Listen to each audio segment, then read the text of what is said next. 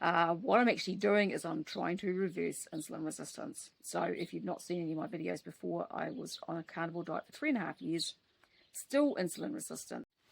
It's been just over 7 weeks since I changed my diet. So after 3.5 years on a carnivore diet, I've switched back to eating some fruit and a bit of honey and a bit of starch. Oh God, that sun's getting really bright. I'm going to be really squinty here. And so today I'm doing another update just to see, let you know what's changed, which thoughts that I have around this are changing, what I've changed, the little tweaks that I'm kind of making, and the results that I'm getting so far. So I have a whole pile of notes here which I'm going to refer to often, and I'm going to read a whole bunch of stuff off of here as well, because I have some understanding of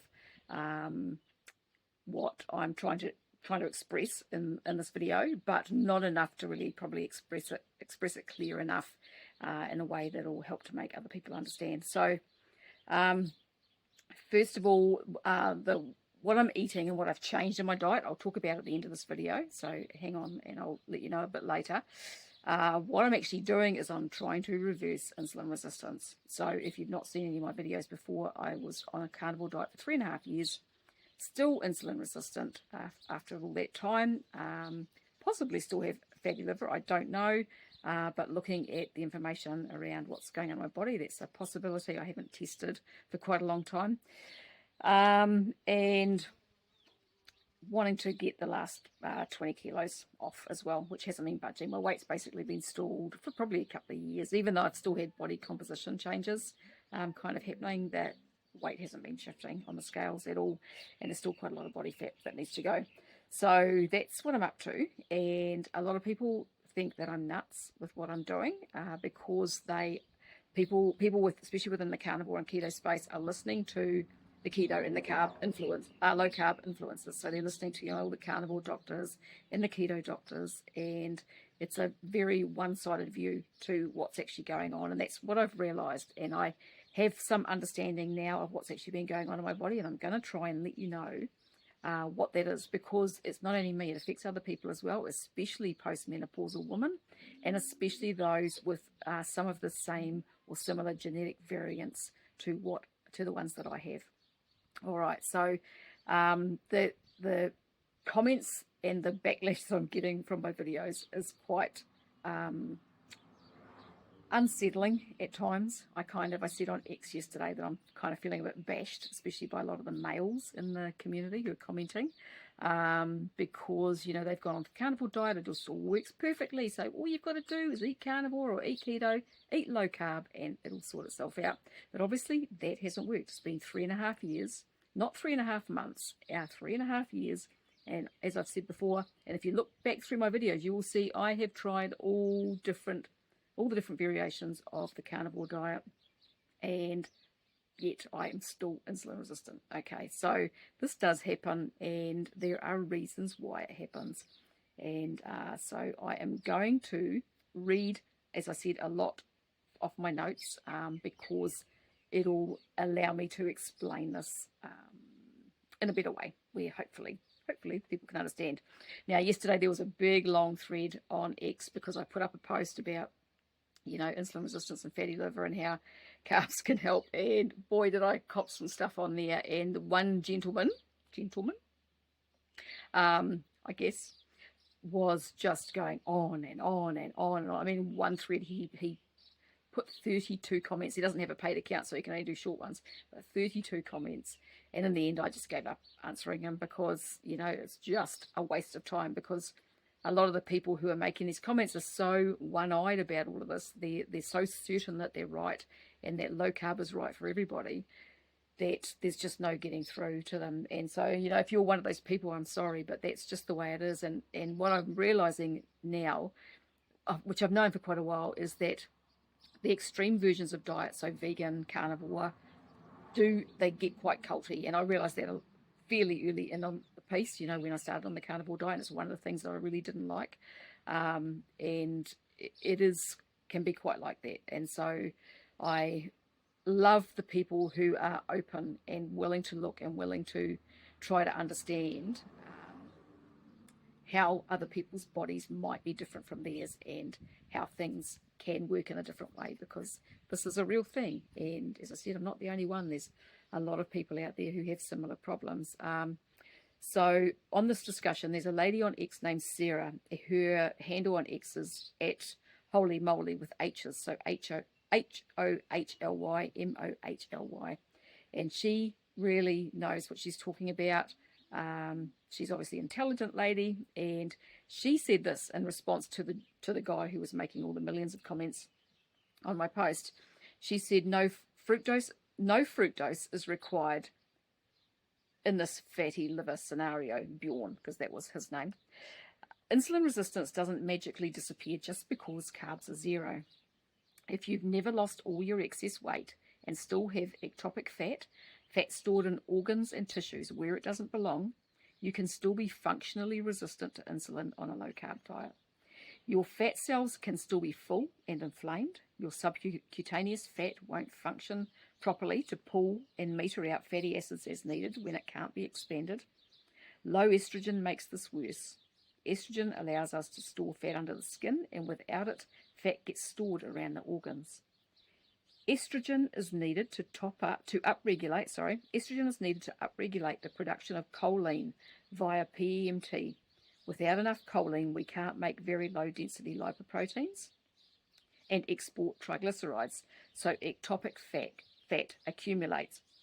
Overtraining for middle-aged women need to minimize high intensity, or just living with chronic stress, so messed up circadian cycle, bad relationships, and poor sleep can elevate cortisol, which can make muscles and liver resistant to insulin.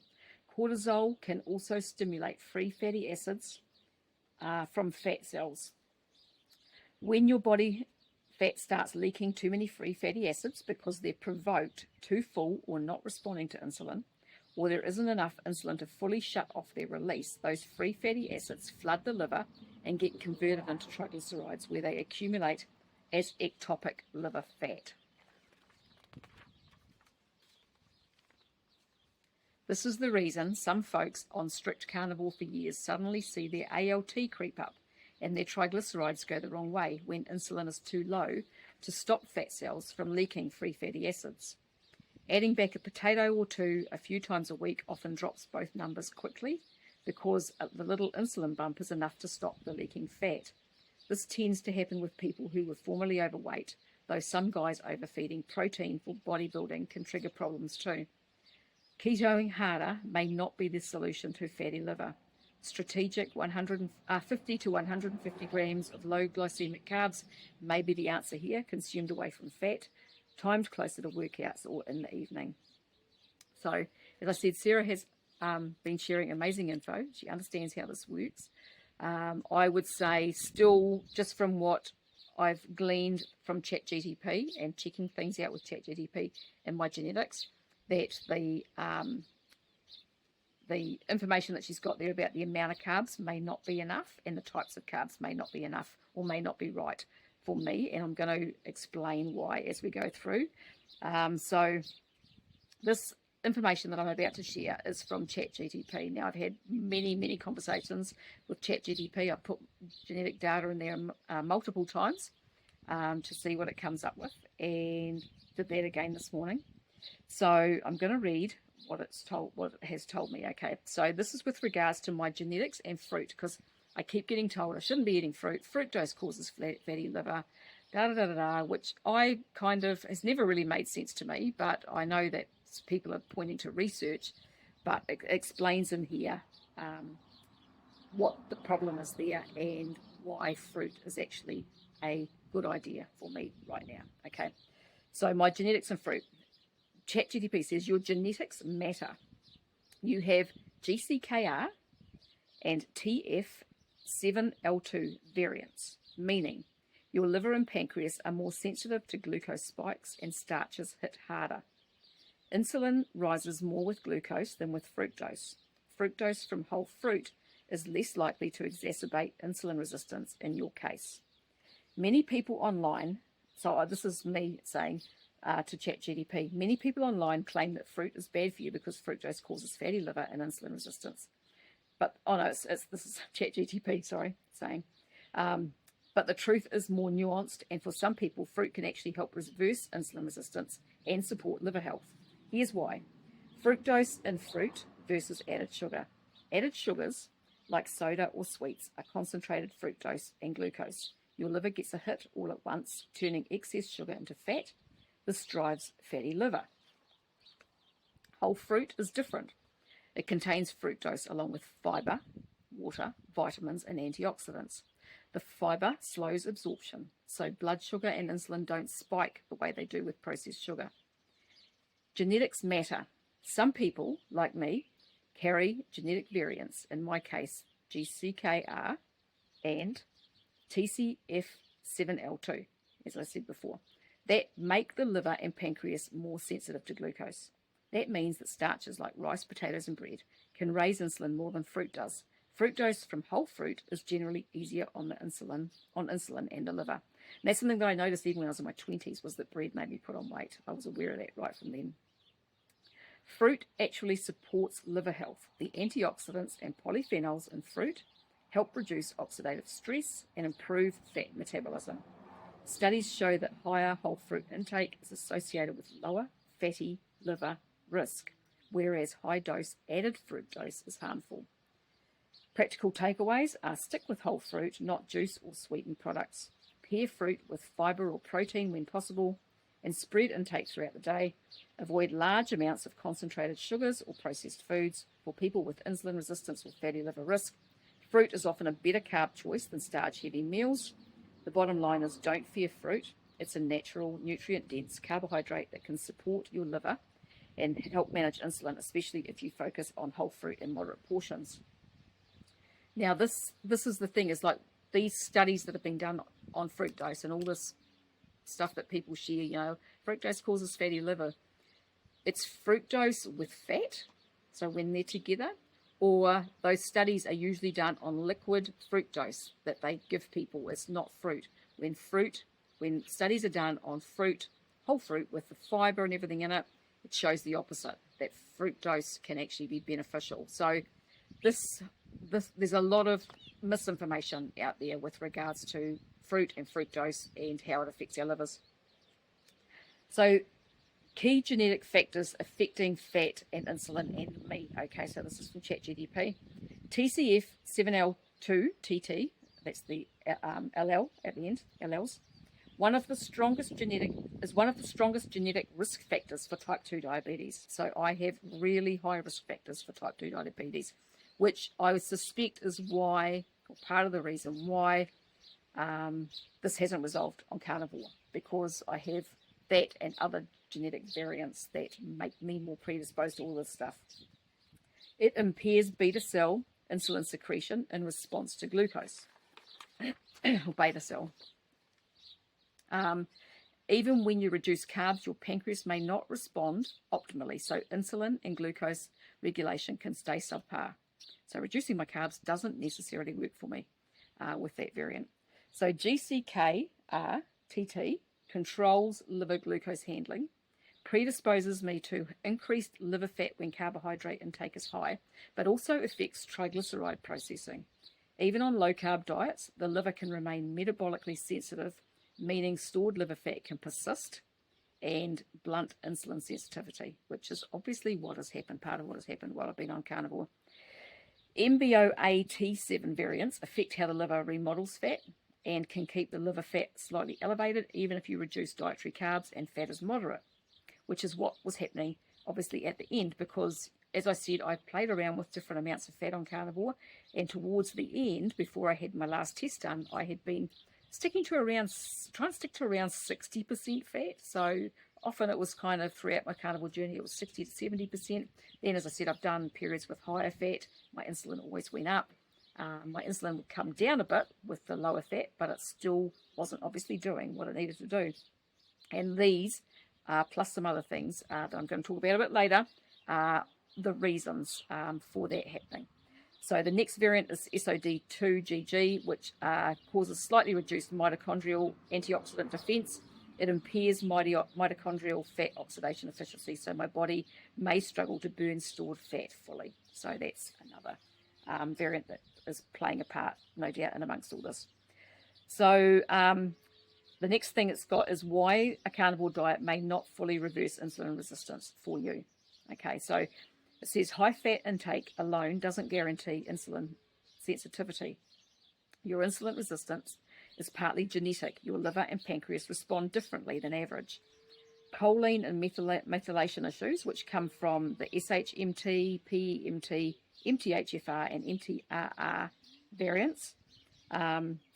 It says carnivore diets can sometimes be low in choline if not including liver or eggs, which is crucial for liver fat support. So I was actually eating quite a lot of eggs a lot of the time because I knew that I kind of needed them with the MTHFR, but maybe it wasn't enough. I'm not really sure. And then liver, I don't like liver, but I do some dried liver. I'm still taking dried liver now, but I haven't taken it all the time. So insufficient choline causes liver fat to remain, keeping insulin resistance. So the next piece is about fructose and fruit signaling. It says small amounts of fructose from fruit actually stimulate FGF21 and liver fat oxidation. So I've spoken about this in a couple of prior videos because that was what I was aiming for with the really high amounts of fruit and the honey, but my genetics don't support that either. So I need to kind of come back to somewhere in the middle from what I understand. So zero fructose diets can reduce this beneficial signaling, so liver fat clearance can be slower. Now, I apparently have naturally higher FGF21, as I've spoken about before, so I'm not sure. I don't understand it enough to be able to explain how that plays in here, but I do know that it kind of plays a part with all of this. Fat and carb interplay in your case. On carnivore, I was getting minimal glucose, so insulin is low, and fat is the main fuel. The problem is that stored liver fat can still impair insulin sensitivity. Fat in the liver directly interferes with insulin signaling. Mitochondrial oxidative stress from SOD2 GG can slow fat burning, and beta cell function from TCF7L2-TT may remain suboptimal. Glucose handling is less efficient when you do eat carbs. So the bottom line is you can be eating a perfect low-carb, high-fat diet and still have prediabetes because the liver itself is still insulin resistant due to genetic predispositions and subtle nutrient gaps. So because I was already insulin resistant and I probably already had fat on my liver, yeah, the signaling wasn't happening properly. I'm still trying to wrap my head around all of this, okay? So practical implications for your case. Choline is critical. It says include liver or eggs to help the liver export fat efficiently. So I'm back eating eggs again now, a couple a day, and I had my dried liver powder in the morning. Small strategic carb fructose. Some fruit may actually help stimulate liver fat clearance via FGF21, improving insulin sensitivity. And antioxidants support mitochondrial fat burning, so polyphenols, CoQ10, alpha-lipoic acid.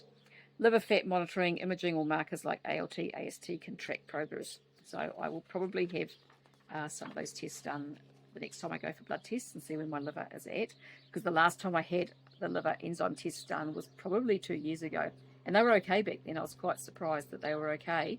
But I'm suspecting that maybe it got worse again while I was on carnivore. I didn't test because, all these tests cost money. And, I've got to kind of do what I think is the best at the time. And the liver wasn't really on my radar because it had been okay.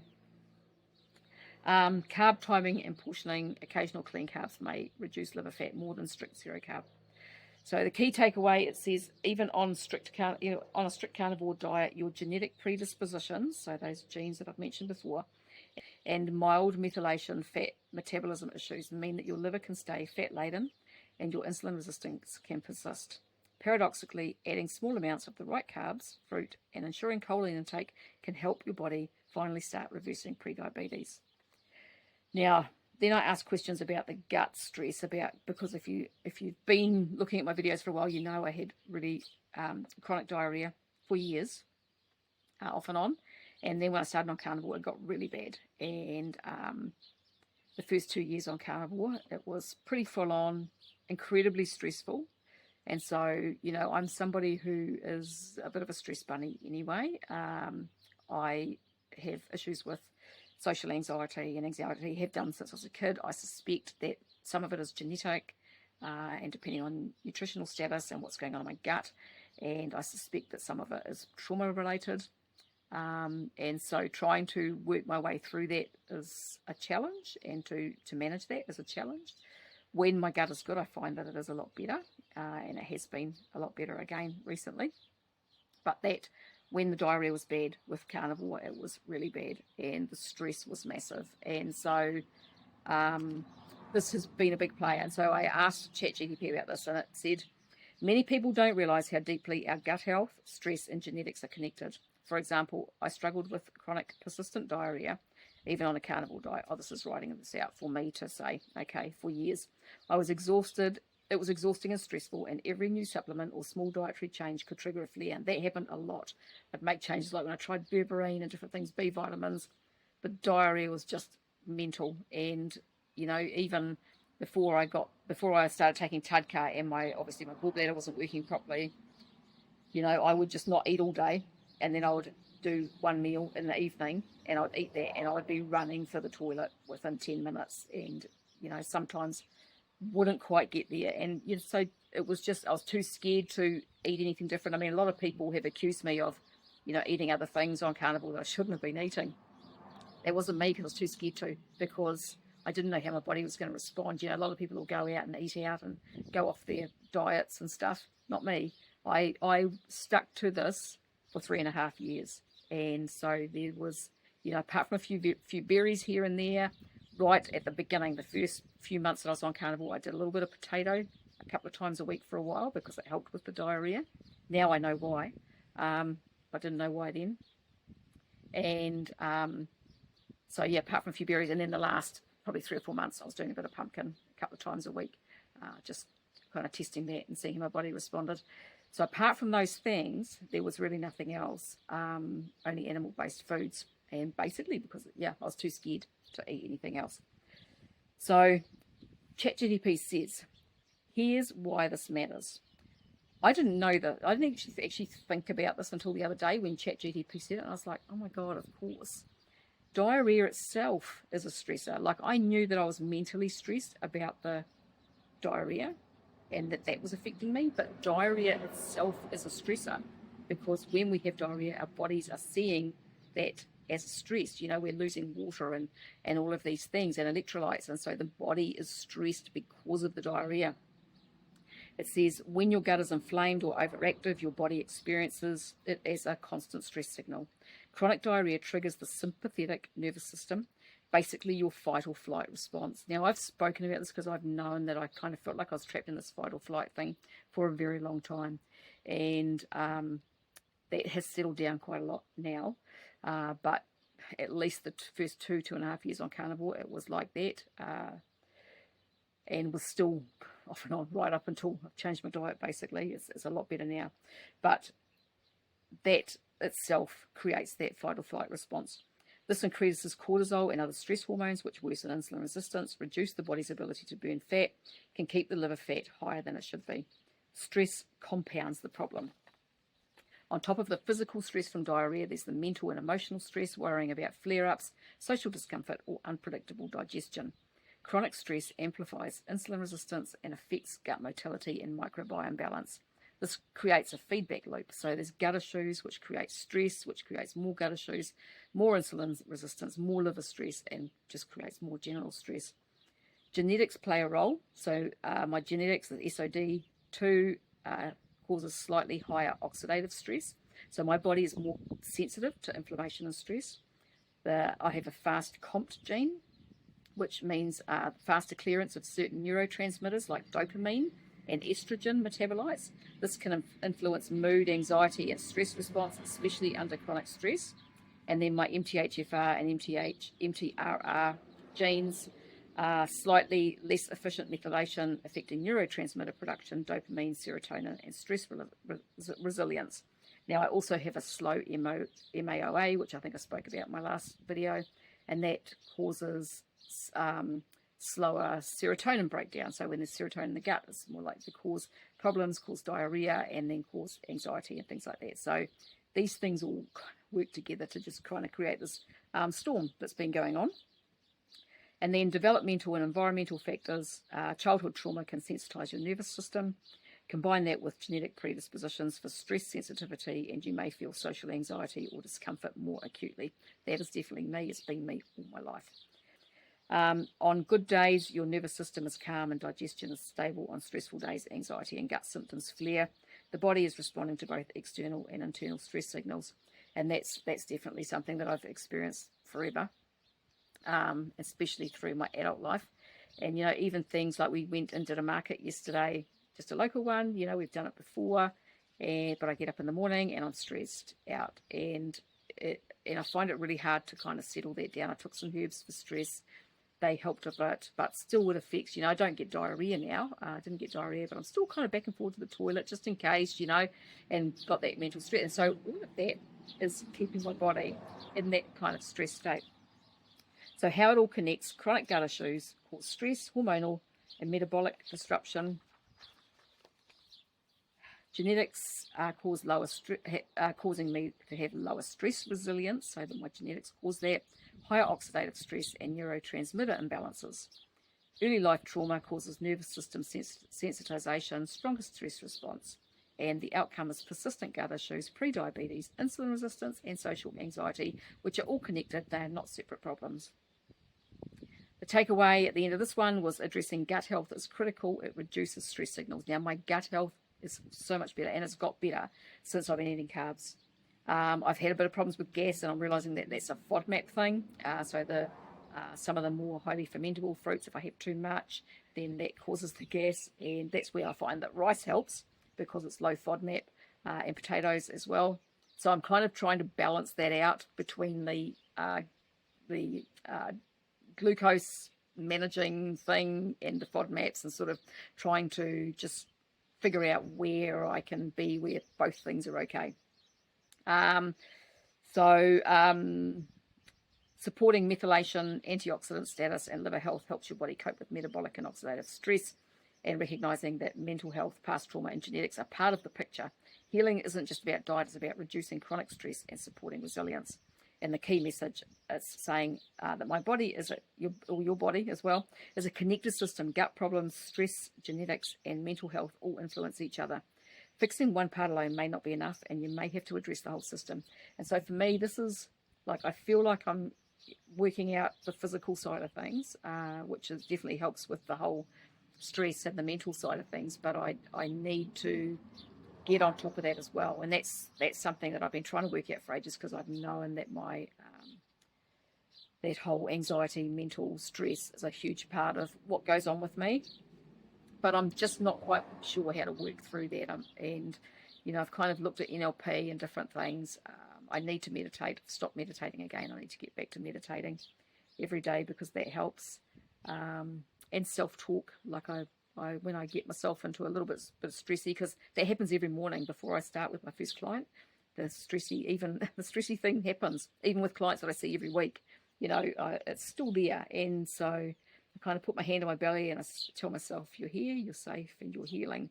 And so that's kind of become a bit of a mantra for me. And but yeah, I need to get back to meditating and that.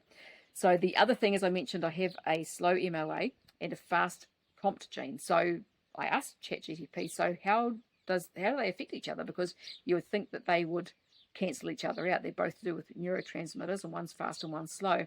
But apparently they don't. They just make it a little bit more complicated, probably. So what each gene does, the MAOA breaks down serotonin, dopamine, and norepinephrine in neurons, and the slow MAOA causes neurotransmitters that are broken down more slowly, higher base levels of serotonin, dopamine, and norepinephrine in the synapse. The COMT gene breaks down dopamine, norepinephrine, and epinephrine. It causes faster breakdown of dopamine and norepinephrine in the brain, especially in areas that regulate executive function, mood, and stress response. So why they don't exactly cancel each other is that they work in different locations. So MAOA works through the brain and body, including the neurons and the gut. And the COMT primarily acts in the prefrontal cortex and some peripheral tissues. So different neurotransmitters also are affected. So both affect dopamine and norepinephrine, but serotonin is mostly MAOA. So the dynamic effects are that slow MAOA may increase baseline levels of neurotransmitters, potentially more reactivity, causing potentially more reactivity or emotional intensity. That makes sense for me. And a fast COMT quickly degrades dopamine in the prefrontal cortex, causes less cognitive buffering for stress and emotional regulation. So the net effect is that you might have higher emotional reactivity or sensitivity, absolutely. Slow MAOA, but less ability to regulate stress cognitively, which is the fast COMT gene. This can contribute to anxiety, mood swings, or heightened stress responses, even if the baseline neurotransmitter levels are relatively high. So how this interacts with my other genetics is that the SOD2 gene causes higher oxidative stress. My neurons are more vulnerable to stress-related damage. The MTHFR variants and MTRR variants create less efficient methylation and may reduce dopamine and serotonin production or recycling efficiency. And then gut stress and chronic diarrhea causes chronic system stress, amplifies neurotransmitter dysregulation. So I hope you're still following. This is a lot of big words, and I know if I was sitting there listening to this, I'd be like, oh, what? I might have to watch it a couple of times. So the practical takeaway is that slow MAOA and fast COMT doesn't cancel each other out. It creates a unique balance with high neurotransmitter availability in some circuits, but rapid breakdown in others. This can show up as emotional sensitivity or anxiety, social discomfort, stress reactivity, variable focus, or mood swings depending on stress levels or diet. Supporting factors are methylation support, B12 and methylfolate. I can't take methylated vitamins. They mess with me. I've tried them before, and I asked ChatGPT about them, and it said, no, with my genes, they're not going to work, so I can't take methylated B12 and B9. So they're not an option. Antioxidants to reduce oxidative stress. So I think that the best thing is for me to work on my liver and to upregulate that glutathione and the other antioxidants that my body naturally makes, and then with whatever ones I'm getting in the fruit and things that I'm eating. I don't want to take antioxidants as such. I don't think that's a good thing necessarily. And lifestyle tools, mindfulness, stress management, and gut health. So that's basically what I need to do. And I'm glad my gut health is so much better. That has made a difference, I can tell. So in summary, slow MAOA raises neurotransmitter levels. Fast COMT lowers them in specific brain areas. Together, they don't cancel each other out. They create a system that's sensitive and reactive, especially under stress, gut issues, or metabolic strain. So that's all the info from ChatGPT that I wanted to read out. So for me, that makes a whole lot of sense. And that's what I've said in my other videos, is that ChatGPT, it's not infallible. It's a whole lot better than Grok. People use Grok for things, and Grok makes mistakes all the time, I have found. I wouldn't use Grok for any of this. I tried it again the other day, and I was just like, nah. I mean, it tried to tell me something that I knew was complete and utter fabrication, and it took me 2 goes to get it to actually tell the truth. And because I was arguing with it, saying that's incorrect, and it would come back and say no, and it's like, no, that is incorrect, and eventually it was like, oh yes, you're right, blah, blah, blah, blah, and gave me the correct answer. So not a fan of ChatGPT. Is a lot better, but as I said, still not infallible. But what it is what ChatGPT is doing is helping me to understand what's been going on in my body, because as I said in my last video, I think it was, I feel like I've been flying blind my whole adult life trying to work out all my health issues, because my body just didn't respond the way other people's bodies did to things, and didn't seem to matter how hard I tried, how clean my diet was, how much I exercised. I just still couldn't nail things, and this has all been part of the problem. And as I've got older, it's obviously gotten worse, and then with the mold illness and everything, it just came in a big piling heap, and it's taken the last 5 years basically to unravel a lot of what was going on with my health. And now, with these new understandings, it means that I can move forward in a way, hopefully, that will get this as sorted out as I can get it. And kind of that's my plan. So what am I eating right now, and what's changing? So what I'm finding right now, as I said, my gut is really good, apart from being a bit gassy sometimes, depending on how high my Fodmap intake is. I'd looked into Fodmaps in the past, but didn't really understand what the issue was. And it is just the way your bacteria ferment things. So when you're eating foods that are got highly fermentable sugars and things in, they can cause more gas and upset in your bowel. So I'm kind of managing that a bit better. My sleep is really good. I'm finding sometimes I need to get up to go to the toilet once through the night, but my sleep is really deep, feels really restful. I wake up with energy in the morning. That had, I now realise, had kind of diminished on carnivore. I thought that I was sleeping okay a lot of the time. Sometimes I wasn't. I was aware that I was waking a lot during the night. Whereas now I don't wake much at all, apart from to go to the toilet. And then I have some nights where I don't need to get up to go to the toilet at all. And that had been happening on carnivore as well. Prior to carnivore, I was getting up to the toilet a few times a night. And when I first started on carnivore, I found that I didn't have to get up at all. So hubby was the same. And we were like, yeah, this is amazing. But over the 3.5 years, that changed. And sometimes I was having to get up once or twice. Then I'd go through phases where I didn't.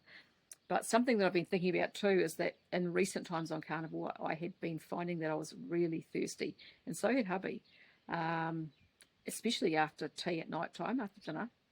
And it just felt like I couldn't get enough water in, and he was the same. I actually wonder whether that was glucose issues as well, or insulin issues, because, I mean, that's one of the symptoms of diabetes is being thirsty all the time and having to pee lots. So I don't know whether that's what was going on with me or not, but I suspect that it might have been.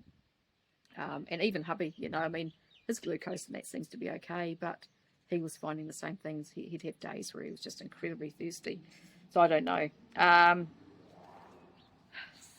So yeah, my sleep is good. So what I'm changing in my diet. So I had been having honey in my tea in the morning, and sometimes at lunchtime I'm kind of knocking the honey off, because what I'm realizing is that fructose with the fiber is part of the key with the fruit, and having it, you know, in a form like honey is not the best. I've bought some maple syrup that is less reactive with blood glucose, so I have some of that in my tea sometimes in the morning, and I'm sort of not doing the honey at the moment, so I just started that the last few days. I'm trying to eat less dried fruit, but again, there's not a whole lot of really good quality fruit here at the moment in New Zealand, so I'm kind of trying to manage and juggle that, but it's coming on. But I'm not keen on buying fruit from the supermarket mostly. So yeah, I'll just muddle along with what I can at the moment, and I'm also trying to reduce the rice consumption. But as I said with the Fodmap thing, rice is low Fodmap, and so that's one of the reasons, obviously, that I find that it sits really well in my gut. Potatoes the same, white potato. So it's kind of, I'm trying to juggle that, you know, between my blood glucose and the Fodmap, and just that being a bit too gassy kind of thing, and getting better at that. Yeah, as I said, I am swapping out the honey. I'm also eating my food in order to help my blood glucose.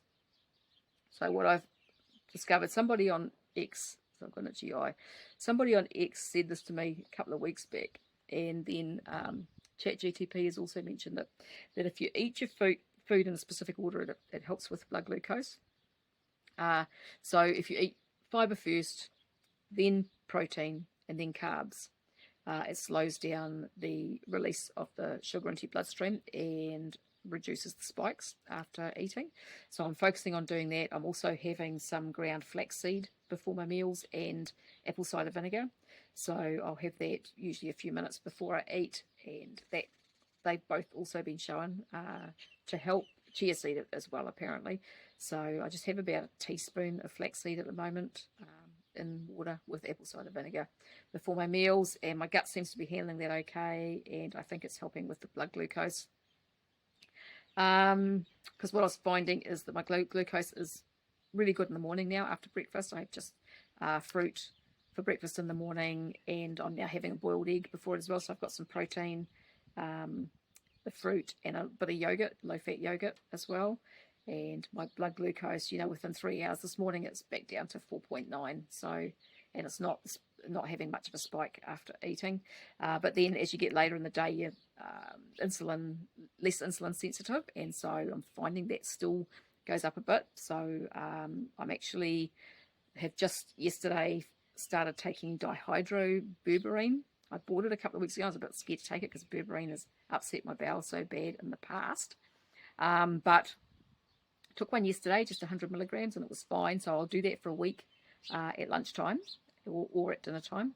and see how that goes. And if it's all good, then I'll up it to twice a day. And then if that's all good, then I'll increase my dosage more and see how that goes. Because I thought I'm just going to throw everything at this. So all of the little tricks that you know have been shown in the research to help. So you know, the eating order, the flaxseed and apple cider vinegar. I was just a bit distracted by the car. I thought wasn't sure whether it was coming out of our driveway or coming out the next driveway. So having the apple cider vinegar and the ground flaxseed before meals, the dihydroberberine, and I may start including a bit of allulose here and there as well, because I have found that allulose helps to lower my glucose as well. Because that was the thing, is I found with the berberine it lowered my glucose, but it gave me screaming diarrhea. So I think I tried it twice or 3 times throughout my carnivore journey. So I ended up giving up on it. So doing those. So yeah, having a boiled egg at the beginning of my meal at breakfast time. So yeah, boiled egg, fruit, and yogurt, low-fat yogurt. So I'm making low-fat El-Rudery yogurt. Now, I recorded a video on what I'm doing with the yogurt. I have perfected the El-Rudery yogurt. I've got a few videos on my channel about making El-Rudery, and it can be a really tricky one to manage. And I have perfected it by accident about a week ago, making a low-fat version, which I thought was going to turn out really runny, and yet it's thick and creamy like a Greek yogurt. It's amazing. So I must get that video edited and get it up. So if you're making El-Rudery, or you've tried making El-Rudery and it didn't work, watch my video when I put it up, because this is a good one. And I have done a couple of batches of it now, and it just works out perfectly, and it's amazing. All right, so lunchtime, I'll quite often have just fruit and a boiled egg as well. So I'll boil my eggs in the morning, have one in the morning, one at lunchtime, because I'm still trying to keep my protein under about 90 grams a day, and my fat under 50-30 if possible. So I'm trying to keep my fat really low still. So I'll have a boiled egg, basically the same as breakfast. Sometimes I'll have rice and less fruit, just depending on how my gut's feeling. And then dinner time, I will have, you know, some sauerkraut. I do the apple cider vinegar and the flaxseed prior, and then I will eat my sauerkraut first. And I've been having some cucumber the last couple of nights. I'll eat that first, so I'm getting some fibre in there. And then I will eat my meat, whatever meat I'm having. So sometimes I've been eating quite a lot of fish still, the whiting. I've had chicken tenders, tenderloins the last week. I've had that a couple of times with fried onion, just a tiny bit of ghee. And then if I'm having rice or potato or whatever, I will eat that last, and then we'll quite often have some berries and yogurt after that. So that's dinner. And so far so good. My blood glucose in the mornings, my fasting glucose, is sitting a lot of the time around 5.2 to 5.4. It was higher this morning because I had porterhouse steak for dinner last night. There was more fat and more protein, you know, bigger lump of meat probably than I have been having. So my blood glucose this morning was 6.1, but most of the time when I'm keeping my fat really low, it is around 5.2 to 5.4, which is a big improvement on where it has been. So what else? Just looking at my notes. So yeah, as I said, I'm trying the dihydroberberine. I will link to the dihydroberberine that I'm taking below if you want to check that out. If you're trying to reverse insulin resistance, it is a really good option, and especially if you've taken berberine before and it's upset you. The dihydroberberine is different because you need a much smaller dose, and it's already converted. Your gut doesn't need to convert it. So that's how that works, because when you take berberine, your microbiome needs to convert it, and it only converts a tiny bit, and then the rest of it just can irritate your gut and your bowel if you're sensitive like me. So the dihydroberberine works differently, and you can take a much bigger dose of dihydroberberine, the equivalent dose to the berberine, and get a better result for blood glucose and insulin issues. So link below. As I said, I may add allulose. I've just actually made a jelly with some grapefruit juice and gelatin, and I've put some allulose in there and used a bit of maple syrup. So we'll probably have some of that tonight, maybe instead of berries. So I'll see how my glucose goes with that, because the allulose helps to keep the blood glucose down. Because this is another thing with the fructose that I've gleaned from all of this, is when you have fructose, it doesn't cause an insulin spike, whereas sucrose does. So that's part of the reason why this helps as well. My understanding of it isn't enough to really explain it, but it's a thing, and I'm going to chat with ChatGPT some more and try and work out, because I want to really be able to understand all of this so that I can explain it to others who are having the same problem. So yeah, as I said, I'm going to just throw everything at this that I can, and because I want to get this insulin resistance reversed, and then I can reassess with my diet and decide where I'm going. But I need to do whatever I need to do right now to sort it, and Carnivore wasn't doing that for me because of the fat. And if I'm not eating fat, I need to replace it with another thing, another energy source, which is carbohydrates. But the fruit, according to ChatGPT, with my genetics, is the best option. So I'm going with that right now. So yeah, so if you've got any comments or any questions, pop those below. If you're going to comment and start waffling on and don't understand the genetic side of things, really don't bother, because, you know, as I said, I've been just copying so much from people who have been just listening to the carnivore doctors. They think that they understand, but they don't. And because it worked for them, then it should work for everybody else, and it doesn't. And so, you know, I'm kind of really tiring a little bit and getting worn down by these comments. I was finding myself really questioning what I was doing and thinking about changing again. And then it's only just through like really digging into this with ChatGPT and listening to other people. I mean, I've just posted a video on X it's on Mike Fave's channel. So it's Mike Fave and Dr. Chris Kenobi.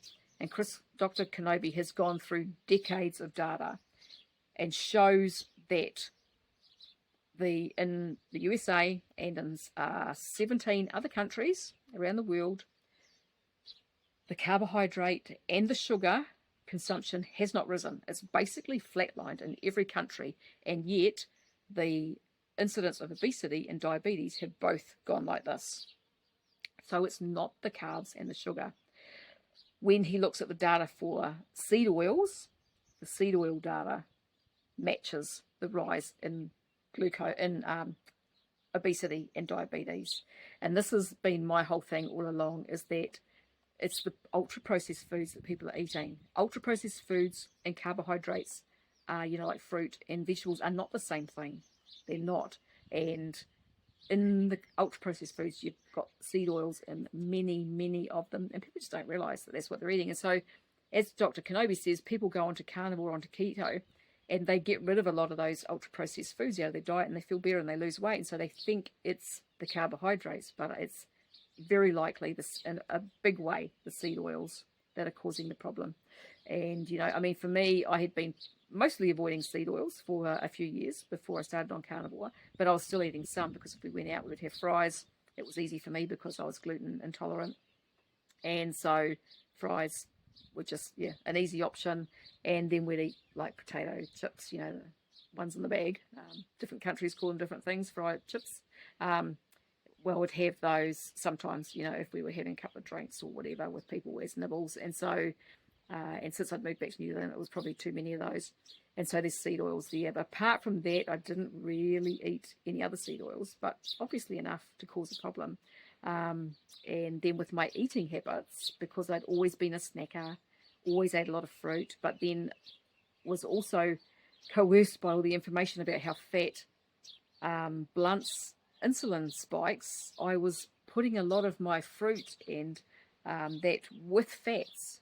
And so that's the worst combination. You know, making smoothies and things and combining fruit with, you know, seeds and nut butters and things like that. So I now understand what I was doing wrong and why I have ended up in the situation that I found myself, you know, aside from the mold illness.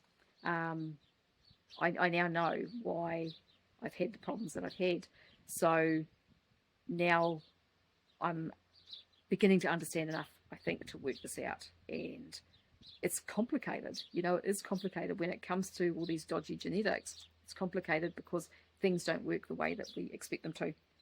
But it explains so much for me about my life and my body and just the way things have been. So as I said, comments below if you have got any comments or questions, and I'm not going to just tell me what to do, because I'm not going to do what you tell me. And if you want to know the whole story about why I switched back to carbs and what all started this, you can find that video here.